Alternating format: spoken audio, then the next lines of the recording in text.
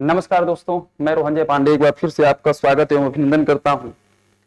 आज आप लोगों के सामने आया हूं एक नया विषय, एक नया सब्जेक्ट लेकर के। आज हम लोग बात करेंगे साइंस के विषय में। साइंस विज्ञान, जो कि वनडे के एग्जाम में आजकल एक महत्वपूर्ण रोल अदा कर रहा है। मुझे पता है कि बहुत सारे विद्यार्थी ये सोच रहे होंगे, अरे सर आप और साइंस दोनों पहली बार कंट्राडिक्शन वाला सब्जेक्ट मैं आपके सामने लेकर के आया हूं। तो डेफिनेटली कंट्राडिक्शंस जरूर हैं, लेकिन हर व्यक्ति किसी न किसी विषय की शुरुआत तो पहली बार कहीं ना कहीं से तो करता होगा। आज ठीक वैसे ही मैं भी कोशिश कर रहा हूं, और हमारे मित्र हैं राघवेंद्र सर, जो कि संस्कृत के प्रकांड विद्वान हैं, और मैं परिचय कराना चाहूंगा। बहुत अच्छे टीचर हैं, और मैं आपको बताऊं कि मतलब आप जीआरएफ भी हैं संस्कृत विषय से, तो निकट भविष्य में ये आपको संस्कृत पढ़ाने के लिए भी उपस्थित होंगे, और उपलब्ध तो रहते ही हैं हर समय, इसमें कोई कहने की बात नहीं है। तो मेरे जितने भी प्यारे व्यूअर्स हैं, इन सबको तहे दिल से शुक्रिया अदा करते हैं, और इनके लिए भी कि दुआ करिए कि आप लोगों के समक्ष ये जल्द से जल्द उपस्थित हों। नहीं, आप सभी रोहंजा सर से विज्ञान पढ़िए, बहुत ही उम्दा विज्ञान आपको पढ़ाएंगे। सर को हिंदी विषय के साथ ही साथ आप ये हमारे जो बड़े भाई हैं अपने आप में ही मल्टी सब्जेक्ट है। इनके विषय में अगर आप इनसे विज्ञान पढ़े, भौतिक विज्ञान पढ़े, रसायन विज्ञान पढ़े, चाहे जीव विज्ञान पढ़े, चाहे आप विश्व के महाद्वीप पढ़े, आप इनसे किसी भी विषय पर जानकारी ले सकते हैं। ये चलते फिरते विषय है। नहीं ऐसी बात आप बस सर से आप विज्ञान पढ़ेंगे, खुद ही आपको समझ में आएगा कि सर के अंदर क्या क्षमता है। कितने सरल बातों में अपने बात को डिलीवर करते हैं आपके पास, अभी देखिएगा इसका। ठीक है सर, शुक्रिया सर, शुक्रिया। ऐसी कोई बात नहीं है, ये तो सर हैं, हमारे मित्र हैं, हमारे भाई भी हैं, तो अक्सर ये चर्चा कर दिया करते हैं। तो आइए बात करते हैं। आज पहला जो टॉपिक होगा वो हम लोगों का होगा न्यूट्रिएंट्स, पोषक तत्व।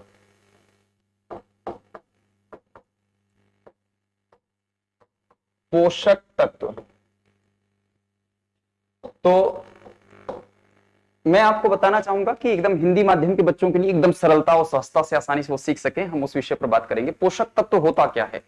अगर कोई आपसे पूछे कि क्या है पोषक तत्व, तो आप क्या बताएंगे? जनरल आप अपना अप्रोच समझिए। पोषक तत्व जो हमारे शरीर को समृद्ध करने में महत्वपूर्ण भूमिका निभाएंगे, वही पोषक तत्व है।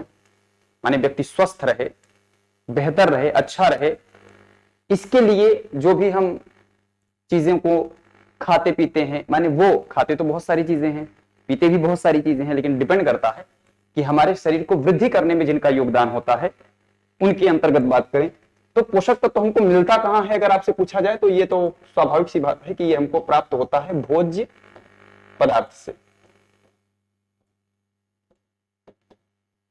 और पोषक तत्व केवल एक तो हो नहीं सकता, इसमें बहुत सारे सब सेगमेंट शामिल होते हैं, जिसमें अगर हम बात करें, एक तो आपका है कार्बोहाइड्रेट्स,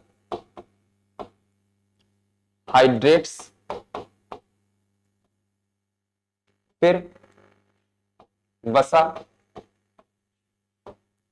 और प्रोटीन, विटामिन्स, ईटीसी। ये सब क्या है? हमारे पोषक तत्व हैं। अब कार्बोहाइड्रेट्स हमको जो रिसोर्सेज हैं उनके रिसोर्सेज अलग होंगे, वसा हमको किसी अन्य रिसोर्सेज से मिलेगा, और प्रोटीन हमको किन्हीं अन्य रिसोर्सेज से मिलेगा, विटामिन हमको कहीं और से मिलता है, अन्य रिसोर्सेज मिलता है। तो कहां से ये मिलते हैं, पहले हम ये मूलभूत थोड़ा परिचय कर लेते हैं। हाँ, एक चीज का आपको ध्यान रखना होता है कि हर वस्तु में थोड़ी थोड़ी मात्रा में, अल्प मात्रा में सारी चीजें हर चीजों में विद्यमान रहती हैं, उपस्थित होती हैं। लेकिन एक अच्छे स्तर पर देखें, जो मतलब अच्छा खासा अमाउंट में जो मात्रा डिलीवर करती है जिस भी पोषक तत्व को, उसको हम उसका बहुतायत मान लेते हैं, और वही हमारे केंद्र में आ जाता है। जैसे कार्बोहाइड्रेट्स आपको कहां कहां से प्राप्त होते हैं अगर हम बात करें, तो कहा जाता है एक तो चावल से,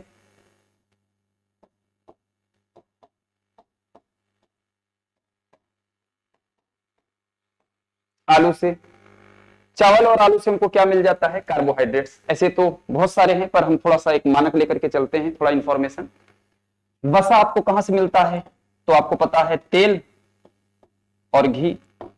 प्रश्न कहां से बनेगा हम एक्चुअल में वहीं से जाकर के बात करेंगे, अभी केवल संक्षिप्त परिचय दे रहा हूं, इसको आप पहले समझें और आप ये महसूस करें कि हाँ ये बात आप समझ पा रहे हैं कि नहीं।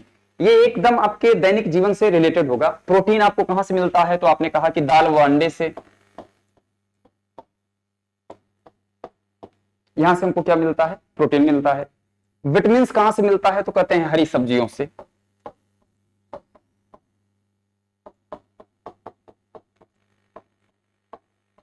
ये हमको कहां से मिलता है, तो हरी सब्जियों से मिलता है। तो ये मोटे मोटे तौर पर अगर आप जान पाए कि पोषक तत्व क्या है, तो हमारे शरीर को वृद्धि करने में जो भी तत्व सहायक होते हैं वो पोषक तत्व कहलाते हैं। सिंपल सी बात है। अब इसमें मैंने आपको बताया, एक तो कार्बोहाइड्रेट्स हो गया, दूसरा क्या है, वसा है, फिर तीसरा क्या है, प्रोटीन है, चौथा क्या है, विटामिन है। सबसे पहले हम कार्बोहाइड्रेट्स की बात करेंगे। क्या है कार्बोहाइड्रेट्स और कार्बोहाइड्रेट्स का निर्माण कैसे हुआ, कार्बोहाइड्रेट्स कितने प्रकार के होते हैं, इनका मुख्य कार्य क्या होता है। ऐसे कुछ वनडे नेचर में परीक्षाएं आपसे पूछी जाएंगी वन लाइनर के तौर पर। एक सामान्य हम अप्रोच लेकर के चल रहे हैं, ऐसा नहीं है कि मैं बहुत ऊंचे लेवल का पढ़ा रहा हूं, ऐसा कुछ भी नहीं है। एकदम सरल विज्ञान का जान लीजिएगा, एक प्रकार से हम आपको परिचय दे रहे हैं। आइए देखते हैं इसके बारे में।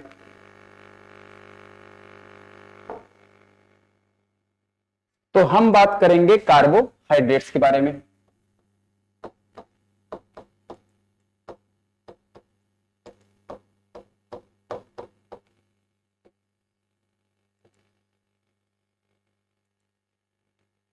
कार्बोहाइड्रेट्स के बारे में अगर पहली बात किया जाए तो कहा जाता है इसका रासायनिक संगठन। अगर आपसे पूछा जाए तो कहा जाता है कि C/H/O माने 1:2:1 का होता है, ये इसका रासायनिक संगठन होता है। तो ये आपको नहीं पढ़ना है, ये तो केवल ऐसे जनरल इंफॉर्मेशन के लिए आपने जान लिया। लेकिन इसका मूल बिंदु क्या है, इसका कार्य क्या है, अगर आपसे ये पूछा जाए कि कार्बोहाइड्रेट्स का कार्य क्या है, तो एकदम सरल तरीके से ये प्रश्न है, शरीर को ऊर्जा प्रदान करना।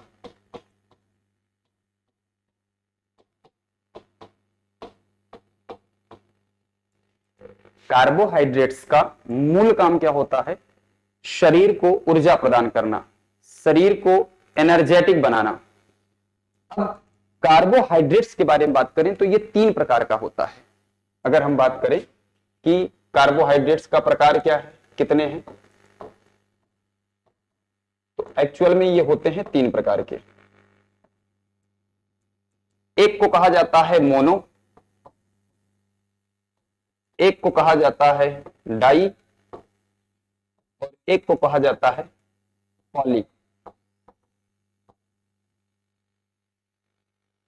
कार्बोहाइड्रेट्स को अगर हम सेपरेट करें तो कहा जाता है कि monosaccharides and disaccharides and polysaccharides, इसके 3 अंग होते हैं जिसके बारे में हमको विस्तार से पढ़ेंगे। ये कार्बोहाइड्रेट्स में आते हैं, शामिल होते हैं। अब अगर मूल रूप से देखा जाए, मोनो और डाई और पॉली, ये जो कार्बोहाइड्रेट्स हैं ये क्या है, पहले ये ध्यान रखिएगा। मोनोसैकेराइड्स के विषय में कहा जाता है कि ये एकदम सरल प्रकार का कार्बोहाइड्रेट्स है। ये क्या होगा, सरल प्रकार का होगा। लेकिन इसमें क्या होता है, डाइसैकेराइड्स में, इसके बारे में अलग अलग करके भी पढ़ना है। डाइसैकेराइड्स में कहा जाता है कि यदि 2 मोनोसैकेराइड्स के अणु आपस में मिल करके, एलिमेंट्स मिल करके, अगर मिल करके जिसका निर्माण करते हैं वो डाइसैकेराइड्स हो जाता है। माने 2 अणु मिलेंगे, किसके, मोनो के। और पॉली में क्या होता है, 2 से अधिक होंगे, 2 से अधिक अणु, किसके, तो आपने कह दिया मोनो के, लाइक दैट। ये भी एकदम सरल सा तथ्य है, इसके लिए भी बहुत ज्यादा तनाव नहीं लेना है। अगर आपसे पूछा गया डाइसैकेराइड क्या है, तो आप कहेंगे कि अगर मोनो के दो अणु मिल जाते हैं तो डाइसैकेराइड्स का निर्माण करते हैं। अब सबसे पहले हम बात करते हैं क्या है मोनोसैकेराइड्स। मोनोसैकेराइड्स क्या होता है, इसको जब आप अच्छे तरीके से समझेंगे तो आपको बहुत ही आसानी से सारी चीजें क्या होंगी, समझ में आएंगी। प्रश्न जहां से बनेगा वो थोड़ा सा हम हाईलाइट करते जाएंगे, जिससे आप ये सरलता से समझ पाए कि प्रश्न की प्रकृति क्या है और प्रश्न पूछे कैसे जाते हैं। ठीक है, अब बात करते हैं मोनोसैकेराइड्स का।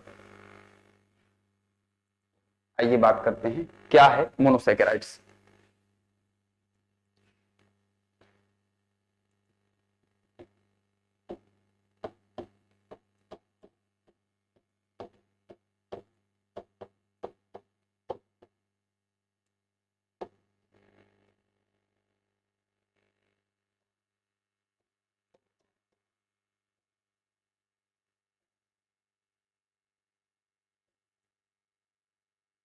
मोनोसैकेराइड्स के बारे में कहा जाता है कि ये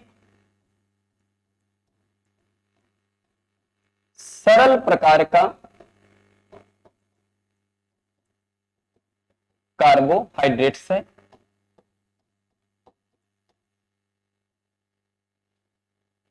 मोनोसैकेराइड क्या है, एक सरल प्रकार का कार्बोहाइड्रेट्स है।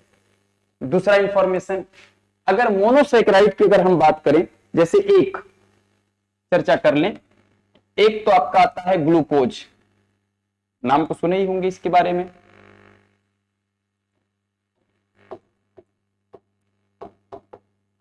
ग्लूकोज, अच्छा ग्लूकोज का कार्य क्या होता है, अगर आपसे ये पूछा जाए कि ग्लूकोज का एक्चुअल कार्य क्या होता है, तो आप कहेंगे कि शरीर को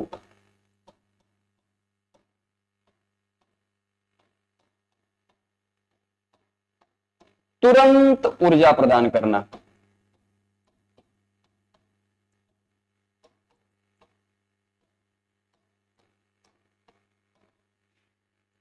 शरीर को तुरंत ऊर्जा प्रदान करने के लिए किसका प्रयोग करते हैं हम, ग्लूकोज का। ग्लूकोज का ज्यादातर प्रयोग कौन करता है, अगर हम बात करें, एक तो खिलाड़ी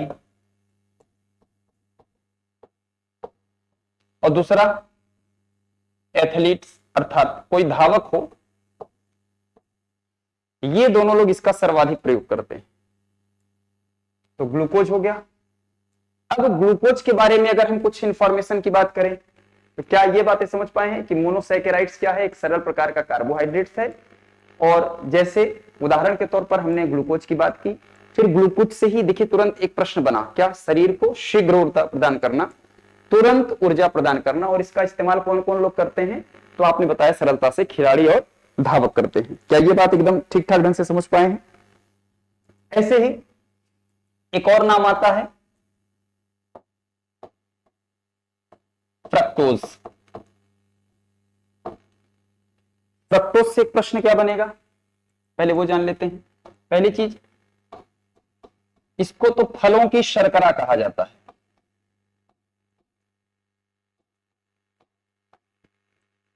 फ्रक्टोज को हम क्या बोलते हैं, फलों की शर्करा। ये भी एक प्रकार का क्या है, मोनोसैकेराइड से है, सरल प्रकार का कार्बोहाइड्रेट से है। फलों की शर्करा के साथ साथ एक बार और जान लीजिएगा, अगर आपसे पूछा जाए, दरअसल ये होती है प्राकृतिक। अगर हम बात करें, फ्रक्टोज क्या होता है, प्राकृतिक। और प्राकृतिक रूप में अगर आपसे पूछा जाए कि सर्वाधिक मीठी शर्करा,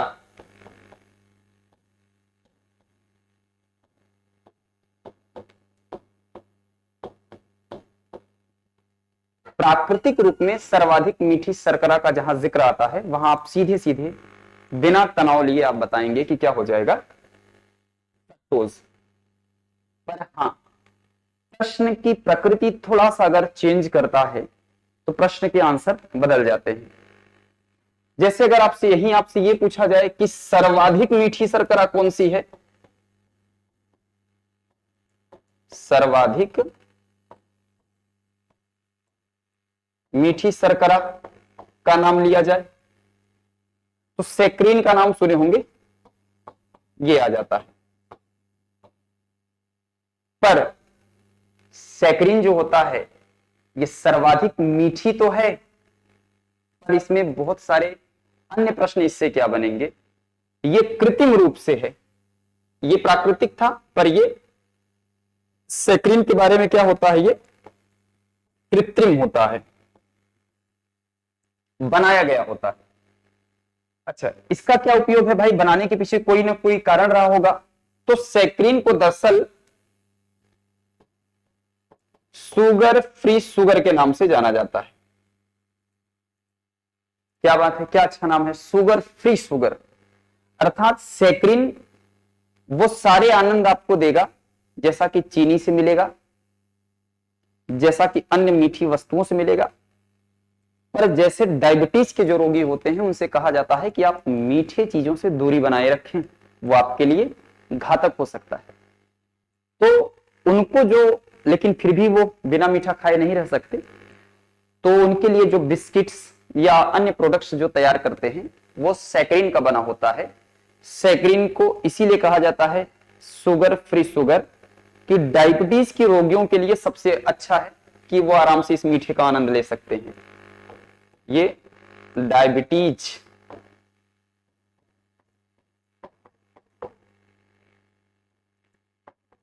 के रोगियों है।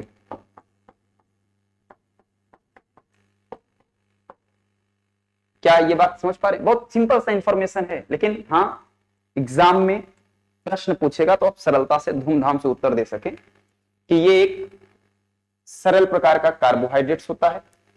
जैसे एग्जाम्पल के तौर पर हम लोगों ने दो देख लिया, क्या, एक तो है ग्लूकोज, शरीर को तुरंत ऊर्जा प्रदान करना इसका काम होता है। वैसे ही एक है फ्रक्टोज। फ्रक्टोज के संदर्भ में आपने क्या कहा कि इसको कहते हैं फलों की शर्करा। कहा जाता है कि प्राकृतिक रूप से पाया जाने वाला सर्वाधिक मीठी शर्करा के संदर्भ में इसको जाना जाता है। पर सर्वाधिक मीठी शर्करा, ये सर्वाधिक मीठी शर्करा किस रूप में है, प्राकृतिक रूप में। इससे भी ज्यादा मीठी शर्करा जो होती है, अर्थात सबसे जो मीठी होती है वो क्या होती है, सैकरीन होती है। सैकरीन कृत्रिम है, ये प्राकृतिक है, ये कृत्रिम है। अगर दोनों में डिफरेंस की बात आए तो एक प्राकृतिक है, गॉड मेड है, नेचर मेड है, पर एक ह्यूमन मेड है। शुगर फ्री शुगर कहा जाता है क्योंकि इसमें शुगर का प्रभाव नहीं होता, इसीलिए शुगर फ्री शुगर हो गया। शुगर है पर शुगर का प्रभाव नहीं है, क्या अच्छा अलंकार का प्रयोग हो गया। प्लस ये किसको प्रदान किया जाता है, तो डायबिटीज के रोगियों को प्रदान किया जाता है। ठीक ठाक ढंग से इसको लिख लीजिए तो हम लोग आगे कुछ और चर्चा कर लें। ठीक, आइए अगला देखा जाए क्या और पढ़ सकते हैं। मोनोसैकेराइड्स हो गए, अब हम लोग बात कर लें थोड़ा सा डाइसैकेराइड्स के बारे में। और आपसे ये गुजारिश है कि आप मुझे बताइएगा जरूर कि कैसा लगा ये वीडियो देख करके, ठीक ठाक लग रहा होगा तो आगे और विकास पर चलेंगे। मैंने देखा जाएगा कि क्या क्या और किया जा सकता है।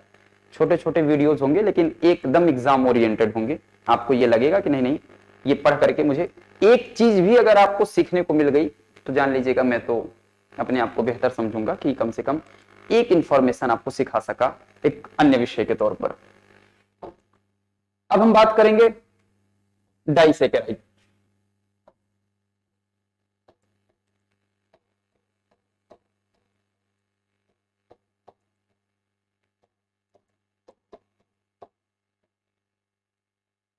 डाई का मतलब ही होता है दो। अब यहां दो का आशय यह है कि यदि दो मोनो अणु आपस में जुड़ जाएं तो जिसका निर्माण करते हैं वही क्या कहलाता है, डाइसैकेराइड्स कहा जाता है। डाइसैकेराइड्स के कुछ एग्जाम्पल हम आपको बताएं उदाहरण के तौर पर। जैसे एक का नाम सुना होगा आपने, सुक्रोज।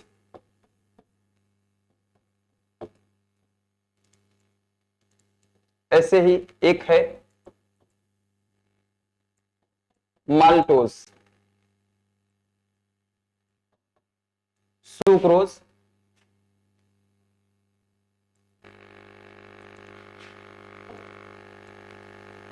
माल्टोज थोड़ा सा राइटिंग में इधर उधर हो रहा होगा तो उसको मैनेज कर लीजिएगा।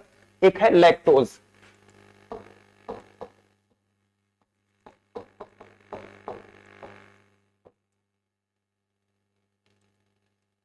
सुक्रोज के बारे में एक सिंपल सा इंफॉर्मेशन आएगा कि आखिर सुक्रोज का निर्माण कैसे हुआ। तो ये आपको पता है कि ये तीन ऐसे हैं जो डाइसैकेराइड्स हैं, और अगर ये डाइसैकेराइड्स हैं तो स्वाभाविक सी बात है ये दो अणु से मिलकर के बने। तो आपसे ये पूछा जा सकता है कि आखिर वो कौन कौन से मॉलिक्यूल्स हैं, वो कौन कौन से अणु हैं जिससे मिलकर के सुक्रोज बना, वो कौन कौन से हैं जिससे माल्टोज बना, और वो कौन कौन से हैं जिससे लैक्टोज बना। तो सुक्रोज के बारे में जिन दो का जिक्र आता है, ये ग्लूकोज प्लस फ्रक्टोज मिलकर के बनता है। ये माने अभी आपने देखा होगा, हम लोगों ने बात किया, एक तो ग्लूकोज और एक फ्रक्टोज, ये जब दो मिलते हैं तो जिसका निर्माण करते हैं सुक्रोज। तो सुक्रोज के लिए आप कह सकते हैं कि दरअसल ये है जीएफ। सुक्रोज के पास एक जीएफ है। जीएफ को गर्लफ्रेंड के तौर पर मत समझिएगा, यहां जीएफ का मतलब क्या है, ग्लूकोज है और फ्रक्टोज है, ये मिले ये बना। माल्टोज बहुत ही शरीफ टाइप का आदमी है, ये जीजी से काम चला लेता है, माने ग्लूकोज और ग्लूकोज, ये आपके क्या हो गए, माल्टोज के। और ये भी जी है और जीएलए है। ग्लूकोज प्लस ग्लैक्टोज,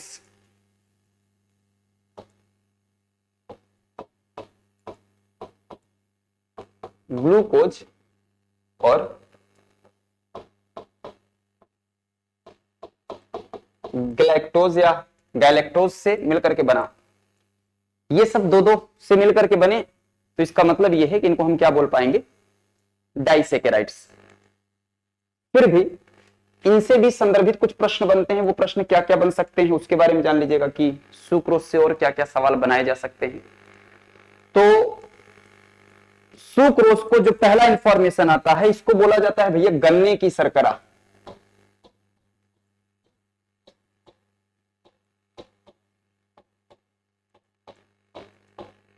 सुक्रोज को क्या कहा जाता है, गन्ने की शर्करा। दूसरा सुगर केन या केन सुगर कह सकते हैं इसको आप, एक नाम है केन सुगर, एक और कह सकते हैं टेबल सुगर।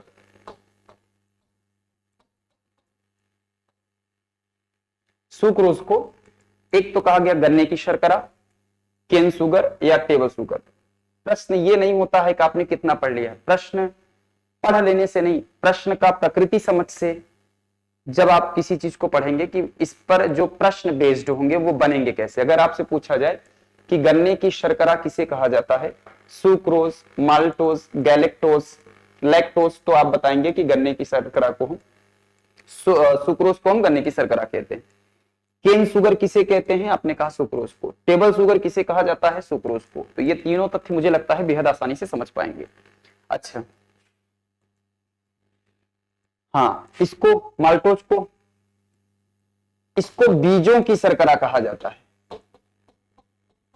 बीजों की शर्करा, प्लस इसे माल्ट सुगर भी कहा जाता है।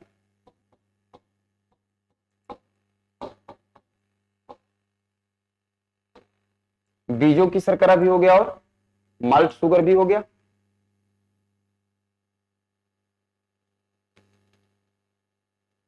थोड़ा सा राइटिंग के प्रति सचेत रहना चाहता हूं।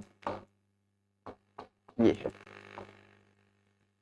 अब भाई लैक्टोज की, लैक्टोज से एक अच्छा सा प्रश्न बनेगा कि लैक्टोज कहा जाता है कि दूध में मिठास का कारण यही होता है।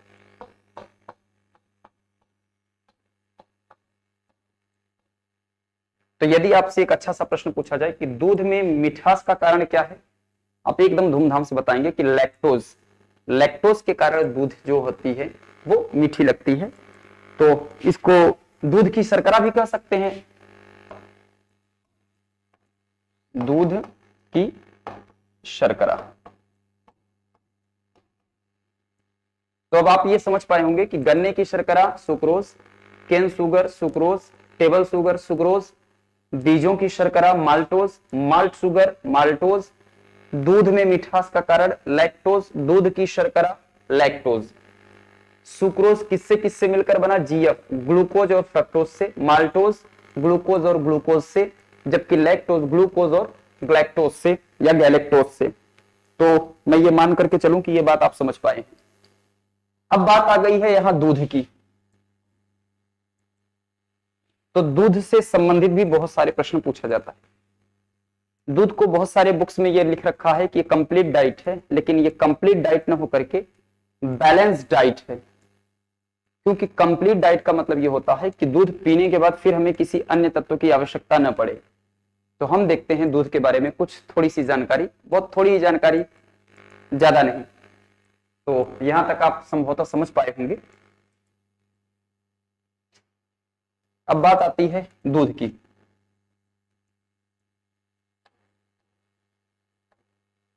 दूध यानी मिल्क। तो यदि मिल्क के बारे में कहा जाए कि मिल्क है पूर्ण आहार, संतुलित आहार, अल्प आहार, तो आप बताएंगे ये एक संतुलित आहार है।